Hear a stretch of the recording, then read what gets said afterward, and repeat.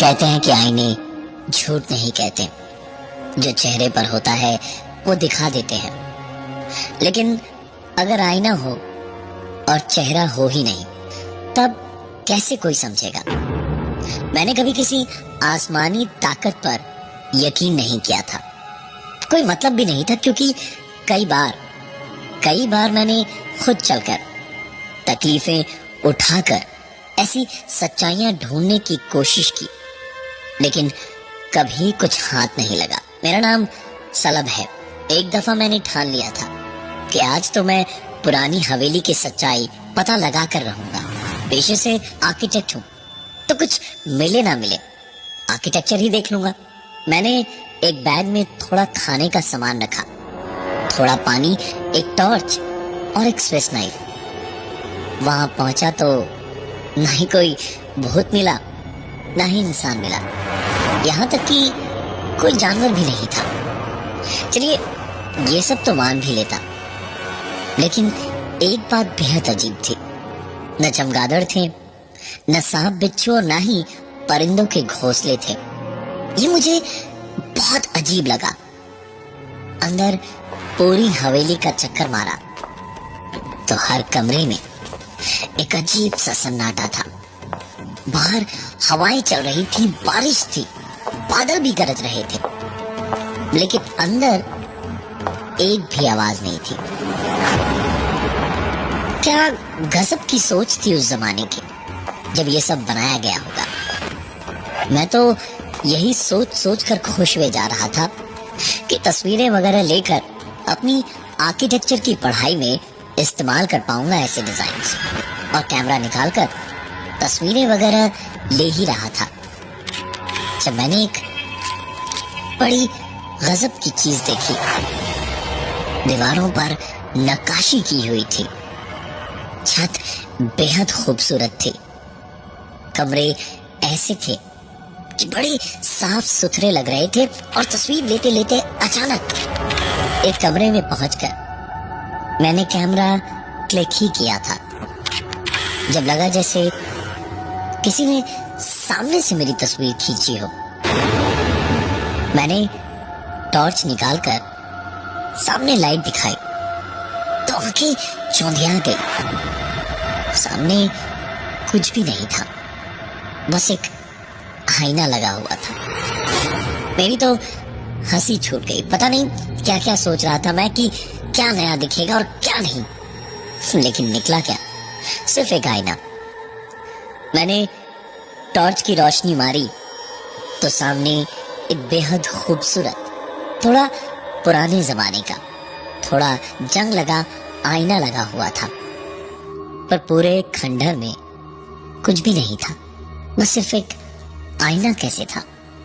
मैंने उसे ध्यान से देखा तो समझ आया कि बहुत ही भारी होगा। फिर भी सोचा कोशिश करने में क्या जाता है। मैंने सारा सामान कंधे पर लादा और पूरी ताकत लगाकर आईना उठाया। मेरी उम्मीद से एकदम उल्टा, बेहद हल्का निकला वो आईना। मैंने आईना कंधे पर उठाया और बाहर गाड़ी की ओर जाने लगा। आंखों के कोने से आईने में ही झांक ले रहा था कि दूसरी ओर से कोई देख न ले। कुछ भी कहो, थी तो चोरी ही। मैं जैसे ही उस कमरे से बाहर निकला, लगा जैसे मेरा वजन थोड़ा बढ़ गया, कदम जरा से लड़खड़ा गए मेरे, और जैसे जैसे दरवाजे के पास पहुंच रहा था, हर कमरे को पार करता जा रहा था, वैसे वैसे मुझे अपने ऊपर वजन लगातार बढ़ता हुआ महसूस हो रहा था। मैं किसी तरह गाड़ी तक पहुंचा। पीछे डिक्की में जब आईने को रखा, तब कहीं जाकर जरा सुकून मिला। फिर सोचा कि जल्दी जल्दी यहाँ से निकल लूं। गाड़ी स्टार्ट की और निकल आया वहां से, और अपनी बिल्डिंग तक पहुंचकर गाड़ी पार्किंग में लगाकर डिक्की से आईना निकाला और फिर लिफ्ट में चला गया। आईना अंदर रखकर मैं जैसे ही मुड़ा तो मेरी आंखें खुद पर यकीन नहीं कर पा रही थी। ड्राइविंग सीट छोड़कर कार के तीनों दरवाजे खुले हुए थे और मेरी आंखों के सामने तीनों दरवाजे एक के बाद एक बंद हो गए और मेरे हाथ में पकड़ी कीलिंग पर रखी मेरी उंगली जैसे किसी ने हिलाई और बटन दबा और उसके बाद गाड़ी अपने आप लॉक हो गई। पुराने जमाने का एक एंटीक हाथ लगा था। कुछ खास पुराना तो नहीं था, लेकिन जो भी था काफी अच्छा था। लेकिन अभी जो देखा, महसूस किया, उसके बाद कुछ भी समझ पाना मुश्किल नहीं था। मैंने सोच लिया था कि करना क्या है। मैंने लिफ्ट का गेट बंद किया और चुपचाप खड़ा रहा। लिफ्ट ऊपर जाने लगी और मुझे समझ में आने लगा कि मैं लिफ्ट में अकेला नहीं हूं। मेरे साथ एक तो नहीं, ज्यादा लोग हैं। दिल ही दिल में जिंदगी में कभी जिस ऊपर वाले का नाम नहीं लिया था, उसका नाम मैं लेता जा रहा था। और जैसे जैसे मेरा फ्लोर आ रहा था, मैं दिल ही दिल तैयार हो रहा था। मेरे फ्लोर पर लिफ्ट रुकी तो मैंने झट से दरवाजा खोला, आईना उठाया और लिफ्ट से निकल के पलट कर बोला, ये मेरा घर है, मेरा इलाका है, चले जाओ वरना दिक्कत में पड़ जाओगे सबके सब। और उसके बाद आईना उठाकर किसी दबंग राजा महाराजा की तरह शान से अपने फ्लैट की ओर चल पड़ा। और गैलरी में मुड़ते ही जो मैंने देखा तो पाया कि मेरे घर का दरवाजा खुला हुआ था। मैं जानता था कि मुझे घबराना चाहिए था, डरना चाहिए था, लेकिन ऐसा हुआ नहीं। मैंने अब और जिद में आकर घर में घुसने के बाद लिविंग रूम में सामने ही आईने को लगा दिया और दरवाजे को बंद कर दिया। दरवाजे को बंद करने के बाद मैं सीधे अपने कमरे में गया और एक बोतल में थोड़ा होली वाटर पड़ा था, उसे हथेली में लेकर पूरे घर में छींटे मारे जा रहा था। और उसके बाद आराम से पलंग पर लेट गया और थकान के मारे नींद भी मुझे बेहद जल्दी आई। नींद में ही मुझे समझ में आ रहा था कि कुछ तो गड़बड़ थी, क्योंकि पूरे घर में लगातार चहलकदमी की आवाजें रह रहकर सुनाई दे रही थी। और नींद ऐसी आ रही थी कि समझ नहीं आ रहा था सपना देख रहा हूं या सचमुच ये सब कुछ हो रहा है। रात भर दिक्कत तो बहुत हुई, लेकिन नींद नहीं टूटी। और सवेरे जब नींद टूटी और आंखें खुली तो लगा जैसे आज के बाद कभी चैन से सो नहीं पाऊंगा। चहलकदमी की जो आवाजें सुनाई दी थी नींद में, वो सचमुच हुई थी पूरे घर में, लेकिन फर्श पर नहीं, पूरे घर की छत पर 3 अलग अलग जोड़ी पैरों के निशान थे। मैं क्या करूं क्या नहीं कुछ समझ नहीं आ रहा था। घर पे फोन करता तो सब परेशान हो जाते। बिल्डिंग में ही एक भैया थे, संदीप भैया, हमेशा सबकी मदद को तैयार रहते थे। सुना था कि ऐसे मामलों में भी मदद करते हैं। मैं सीधा उन्हीं के पास पहुंचा और उन्हें आईने की बात छोड़कर सिर्फ पैरों के निशानों की बात बताई। वो तुरंत मेरे साथ मेरे घर पर आए और घर में घुसते के साथ ही उनका मुंह बन गया, जैसे पता नहीं मेरे घर में बदबू भरी हो, गंदगी भरी हो। चलते हुए चारों ओर नजर दौड़ाते हुए अंदर जाने लगे तो दीवार पर लगे आईने के पास पहुंचते ही ठिठक कर रुक गए और पलट कर मुझसे कहा, मैं तो क्या, तुम्हारी मदद कोई नहीं कर सकता। तुम जानते नहीं कि तुमने क्या किया है। तुमने बहुत बड़ी गलती की है और अब सजा भुगतने को तैयार हो जाओ। इतना कह के संदीप भैया चिल्लाने लगे, तड़पने लगे, जैसे कि उनके बदन पर किसी ने खौलता तेल डाल दिया हो। वो चीखे जा रहे थे और बहुत बहुत बुरा हाल था उनका। और चीखे भी उनकी ऐसी थी जैसे वो अकेले नहीं चीख रहे थे, उनके साथ जैसे और कई लोग मिलकर चीख रहे थे। मैं किसी तरह उन्हें संभालने उनके पास पहुंचा और उन्हें पकड़ने की कोशिश की तो उनका चीखना अचानक रुक गया। पूरे घर में जहां अभी तक इतना भयानक शोर हो रहा था, वहां बिल्कुल सन्नाटा पसरा हुआ था। वो किसी बुत की तरह खड़े खड़े उस आईने में खुद को देख रहे थे। मैं उनके पास धीमे धीमे गया और कंधे पर हाथ रख के बस मैंने उनका नाम लिया, संदीप भैया, संदीप भैया, आप ठीक हैं?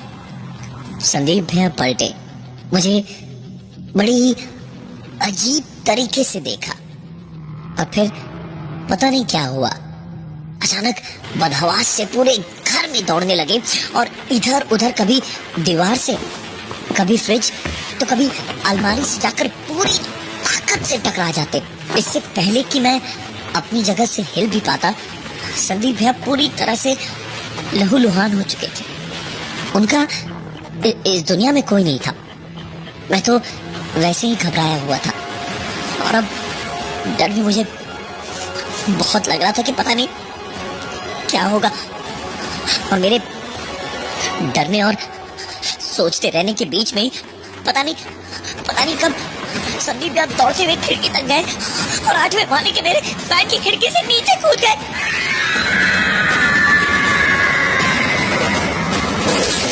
संदीप भैया ने तड़प कर अपनी जान दे दी। मेरे पास एक ही मदद करने वाला था और वो भी मेरी आंखों के सामने दम तोड़ चुका था। मेरे पास यहाँ अपने ही घर से भागने के अलावा कोई और चारा ही नहीं था। लेकिन जाने से पहले मैं उस आईने को सबूत छोड़कर नहीं जाने वाला था। मेरे बाद जिसे भी वो मिलता, उसकी जिंदगी में भी ऐसा ही कोई तूफान आता। वापस उस हवेली में जाकर इसे वहां छोड़ने जितना वक्त नहीं था। मैंने वही किया जो कोई भी करता। सामने पड़ा लोहे का छोटा स्टूल उठाया और पूरी ताकत से उस आईने पर मारा और वो आईना किसी भी मामूली शीशे के टुकड़े की तरह टूटकर पूरे कमरे में बिखर गया। और उसके टूटते ही मुझे पूरी उम्मीद थी कि सब कुछ ठीक हो जाएगा, लेकिन ऐसा कुछ नहीं हुआ, बल्कि कुछ और ही हुआ।